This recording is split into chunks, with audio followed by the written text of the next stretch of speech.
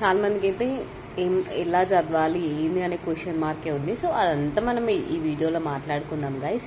Yeah hello guys, welcome to my channel, welcome back to another video. Elite health science వాళ్ళకి welcome. I am allied student from Kakatiya Medical College pursuing BSc Radiology.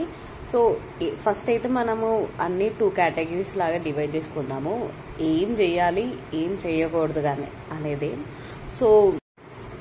So ఏంటంటే first అయితే మనం ఏం చేయకూడదు అనేది మాట్లాడుకుందాం.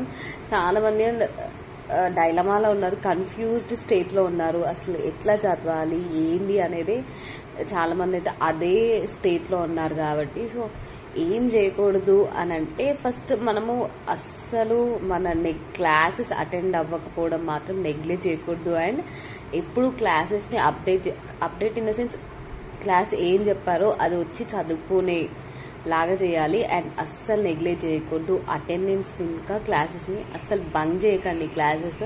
So ఒక్కసారి class skip అయింది అనుకోండి, మీరు మళ్ళీ ఆ ఓల్డ్ క్లాస్ ని ఇప్పుడున్న క్లాస్ ని కవర్ చేసుకోవడం అయితే చాలా కష్టమవుతుంది. ఫస్ట్ అయితే అస్సలు క్లాస్ స్కిప్ కాకుండా అటెండ్ కండి. So that will be very helpful for you. ఇంకోటి ఏంటంటే అటెండెన్స్ అనేది very much important thing. So ఈ ఇయర్ మా జూనియర్స్ ని లిటరలీ 63 మెంబర్స్ ఎగ్జామ్ రాయలేదు డ్యూ టు అటెండెన్స్ అనమాట. వాళ్ళకి 85% అటెండెన్స్ లేదు, సో వాళ్ళు ఎగ్జామ్ రాయలేదు. So better maintain attendance above 85 to 90 మధ్యలో మీ అటెండెన్స్ ఉండాలి. సో అది మీకు చాలా హెల్ప్ఫుల్ అవుద్ది. మీకు ఫైనల్లో ఏం టెన్షన్ లేకుండా రాస్తారు. సో ఇప్పుడు మీరు అటెండెన్స్ లేక ఎగ్జామ్ రాయలేదు అనుకోండి, మళ్ళీ మీరు 6 months ఆగాలి. సో 6 months ఆగితే మళ్ళీ మీకు ఇక్కడ ల్యాగ్ అయిపోద్ది. మీ ఫ్రెండ్స్ అందరు సెకండ్ ఇయర్ లో ఉంటారు, మళ్ళీ మీరు ఫస్ట్ ఇయర్ మళ్ళీ చదవాల్సి వస్తుంది అనమాట. So don't skip your attendance and classes ఉన్న attendance are very important. So better don't skip. ఇంకో క్వశ్చన్ మార్క్ ఏంటంటే ఏ బుక్ చదవాలి అంటే ఒక్క సింగిల్ బుక్ చదవండి. ఏదైనా ఒక్కటే బుక్ కి స్టిక్ అవుట్ చదవండి. సో మల్టిపుల్ ఆథర్ బుక్స్ అయితే అస్సలు చదవకండి. సో అనాటమీకి బీడీ ఉంది, బీడీ చౌరాసియా ఉంది, రేణు చౌహాన్ ఉంది, ఇంకా చాలా బుక్స్ ఉంటాయి అన్నమాట. ఒక్కటే బుక్ చదవండి, ఆ బుక్ కి స్టిక్ అయి ఉండండి. ఫస్ట్ మనం చదివినప్పుడు everything sounds very new. So అప్పుడు మీరు ఒకసారి మంచి చదవండి, తర్వాత ఒకసారి రఫ్ గా చదవండి, 1 time అర్థం చేసుకుంటూ చదవండి. ఫస్ట్ కి అయితే ఏది అర్థం కాదు, సెకండ్ టైం కి కొంచెం అర్థమైతే, థర్డ్ టైం కి ఇంకా కొంచెం అర్థమైద్ది. బట్టి మాత్రం పట్టకండి. బట్టి పడితే మీకు అసలు వేస్ట్ ఆఫ్ టైం. బట్టి పడితే ఉన్నది మర్చిపోతారు, ఉంచుకున్నది కూడా మర్చిపోతారు. సో బట్టి చదవకండి, మీకు వచ్చింది చదవండి, మీరు అర్థం చేసుకొని చదవండి. ఎందుకు నేను ఒకటే ఆథర్ కి స్టిక్ అయి చదవండి అని అంటున్నా అంటే, ఒక్కొక్క బుక్ లో ఒక్కొక్క వే ఆఫ్ థియరీ డిఫరెంట్ గా ఉంటది అనమాట. సో ఒక బుక్ లో వేరే ఉంది, ఈ బుక్ లో వేరే ఉంది. ఈ రెండు మీరు కంబైన్ చేసి చదివితే మాత్రం చాలా కష్టం అయితే. సో ఒక్కటే బుక్ కి స్టిక్ కాండి. ఆ ఒక్కటే బుక్ టిల్ ఇయర్ ఎండ్ వరకు మీరు అదే మెయింటైన్ చేసుకుంటారండి. బుక్ లిస్ట్ అంతా మన ఛానల్లో ఉంది. సో వన్స్ ఒకసారి మీరు వెళ్ళి చెక్ చేసుకోండి.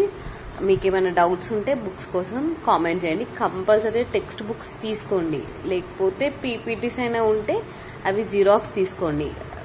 అంతేగాని ఫోన్లో మాత్రం చదవకండి, చాలా బర్డన్ అవుద్ది, మీకు కూడా ఏం అర్థం చేసుకోలేరు మీరు. సో ఒక్కటే బుక్కి స్టిక్ అండి, నోట్స్ మెయింటైన్ చేయండి.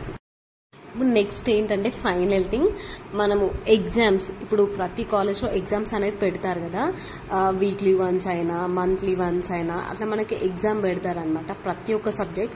So please don't skip exams. In case మీరు ఎగ్జామ్స్ రాసేది ఉంటే పేపర్ ప్రజెంటేషన్, ఫైనల్ ఎగ్జామ్లో ఇట్లా పేపర్ ప్రజెంటేషన్ మనం ఎట్లా రాయాలి అదంతా మనకు ఒక ఐడియా వస్తుంది అనమాట, క్లియర్ కట్ గా అర్థమైపోతుంది. సో ఇట్లా ఎగ్జామ్స్ స్కిప్ కాకుండా రాస్తే way of writing answers, paper presentation etcetera అన్ని మనకు తెలిసిపోతాయి అనమాట. సో మనం ఎక్కడ మిస్టేక్స్ చేస్తున్నాం, ఇంకా ఎంత ఆన్సర్ రాస్తే మనకు మార్క్స్ పడతాయి అనే ఐడియా అయితే మనకు వస్తుంది. ఎంతవరకు చదవాలన్న ఐడియా కూడా ఒకటి వస్తుంది.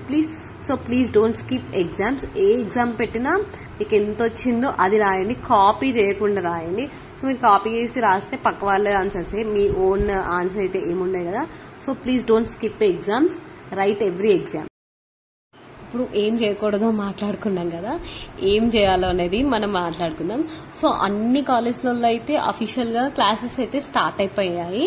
సో చాలా కాలేజ్ లో టాపిక్స్ కూడా రన్ అవుతున్నాయి అండ్ క్లాసెస్ కూడా రెగ్యులర్ గా రన్ అవుతున్నాయి. సో ఏంటంటే మీరు ఎన్ని క్లాసెస్ రెగ్యులర్ గా రన్ అవుతున్నాయి కాబట్టి స్టడీ కన్సిస్టెన్సీని మనం కన్సిస్టెంట్ గా చదివినాం అనుకోండి, ఏం నెగ్లెక్ట్ చేయకుండా, సో మనకి లాస్ట్ వరకు ఏం ప్రాబ్లం రాదనమాట. సో రోజు మనం క్లాసెస్ అప్డేట్ చేస్తూ ఉండాలి. ఏంటంటే టాపిక్ ఇంతవరకు చెప్పారు కదా, అంతవరకు మనము చదువుతూ ఉండాలి అన్నమాట. అండ్ ఇప్పుడు ఇన్ కేస్ మనము చదవలేదు అనుకోండి, టాపిక్ ఏ రోజు టాపిక్ ఆ రోజు, అది లాస్ట్ లో మనకి చాలా అక్యుములేట్ అయ్యి మనకు బర్డెన్ అనేది చాలా పెరిగిపోద్ది. సో ఏంటంటే మనకి 9 సబ్జెక్ట్స్ విత్ హ్యూజ్ టాపిక్స్ అనమాట. ప్లెంటీ ఆఫ్ టాపిక్స్ ఉంటాయి మన బీఎస్సీలో, అస్సలు నెగ్లెక్ట్ చేయకూడదు. ఎట్లా అంటే స్టడీ 2 hours డైలీ, ఒక 2 hours అట్లీస్ట్ 1 hour చదవాలన్నమాట. నేను ఒక వీక్ అంతా చదివి ఒక వీక్ ఖాళీ ఉంటా, లేకపోతే ఒక 2 days చదివి ఇంకో 2 days ఖాళీ ఉంటా, అట్లా అనుకోకండి. సో రోజు రెగ్యులర్ గా ఏం చెప్పారు, ఇవాళ ఏం టాపిక్ అయింది, సో నేను ఏం చేయాలి, ఇదొక్కటే ఉండాలన్నమాట ఫ్రమ్ డే 1. ఎందుకంటే మనకు నేను ముందు చెప్పాను కదా, plenty of topic with huge syllabus. 9 subjects అంటే అది నాట్ స్మాల్ థింగ్. నెక్స్ట్ ఏంటంటే నోట్స్ మేకింగ్.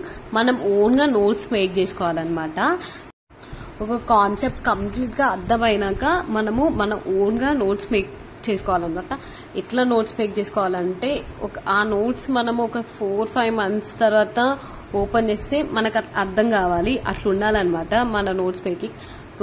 బుక్ ఓపెన్ చేస్తే మనకు అది గుర్తుకు రావాలి, అట్లా ఉండాలి మనం notes. Way of notes making అయినా ఏదైనా అది మన లాస్ట్ ఫైనల్ ఎగ్జామ్ ఉంటుంది కదా, సో అప్పటికి ఆ నోట్స్ మేకింగ్ అనేది మనకి యూజ్ అవుద్ది. సో 3 months ఒకసారి 2 months ఒకసారి అయినా మీరు నోట్స్ మేక్ చేసుకుంటారు కదా, అది ఓపెన్ చేసి చదవండి. రోజు ఏం టాపిక్ చెప్తారో మీకు అర్థమైంది, ఒక కాన్సెప్ట్ లో మీకు ఎంత అర్థమైందో అదే ఉండాలన్నమాట. అదే అయితే కంపల్సరిగా అప్డేట్ చేసుకోండి. ఇంకొకటి ఏంటంటే ర్యాపిడ్ రివిజన్. మీరు ఎప్పుడైనా రివిజన్ ఒక వీక్లీ వన్స్ అయినా, 1 month ఒకసారి అయినా, 3 days ఒకసారి అయినా మీరు ఏం చదివారు, మీ మంత్ మీరు ఏం చదివారు, అండ్ 2 days బ్యాక్ మేము ఏం చదివాము, అండ్ 2 days బ్యాక్ ఏం టాపిక్స్ చెప్పారు అనేది కంపల్సరిగా మీరు రివైజ్ చేసుకుంటా ఉండాలన్నమాట. సో నేను చెప్పాను కదా మనకి హ్యూజ్ సిలబస్, అదంతా లాస్ట్ వరకు చాలా బర్డెన్ పడిపోద్దని. ఇట్లా చేసేది ఉంటే మీకు ఈజీ అయిపోతుంది. లాస్ట్ వరకు కూడా మనకి ఏమంతా సిలబస్ అక్యుములేట్ కాదు లాస్ట్ వరకు. సో ఏంటంటే weekly once, monthly once, 3 days ఒకసారి అయినా ఏం చదివారు, ఏం చెప్పారు అదంతా ఒకసారి రివిజన్ చేసుకోండి. So that will be very beneficial to you. And ఇంకోటి ఏంటంటే ప్రీవియస్ ఇయర్ క్వశ్చన్స్. అండ్ నేను ఏం చెప్తానంటే ప్రీవియస్ ఇయర్ క్వశ్చన్స్ పైన అంత డిపెండ్ కాకండి, ఎందుకంటే ఈ ఇయర్ మొత్తం రివర్స్ అయిపోయింది. So most of the questions previous నుంచి రాలేదు, ఒక 2 questions అట్లా వచ్చినాయి అంతే. అవి కూడా 3 marks నుంచి వచ్చినాయి, మరి అంత 10 marks లో వచ్చిన క్వశ్చన్స్ అయితే ఏం రాలేదు. సో ప్రీవియస్ ఇయర్స్ పేపర్ పైన డిపెండ్ కండి, కానీ మరి అంతగా డిపెండ్ కాకండి. ఒకసారి చూసుకొని అవి చదువుకోండి. మరి నేను చదవకండి అని కూడా చెప్పట్లేదు. So previous year question papers చూసుకోండి, కానీ మొత్తం వాటిపైన డిపెండ్ అయితే ఉండకండి.